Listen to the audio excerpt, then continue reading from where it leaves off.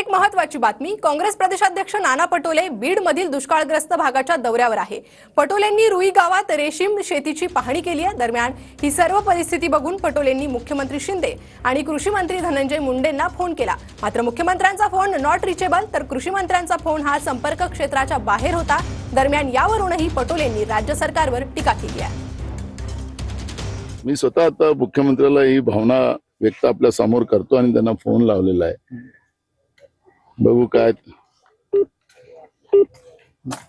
नाना थोडं वर माईक खाली घ्या ना सगळे.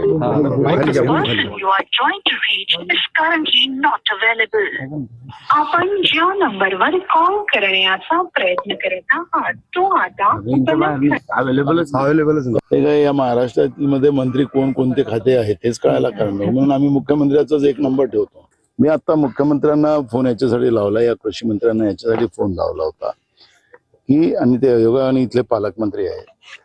आमचा मुद्दा एवढाच होता की ह्या वेदना त्यांना कळवायच्या आणि तातडीने ह्या उपाययोजना केल्या पाहिजेत, एवढंच आमचं मत आहे. आम्हाला याच्यात कुठेही अजिबात राजकारण करायचं नाहीये.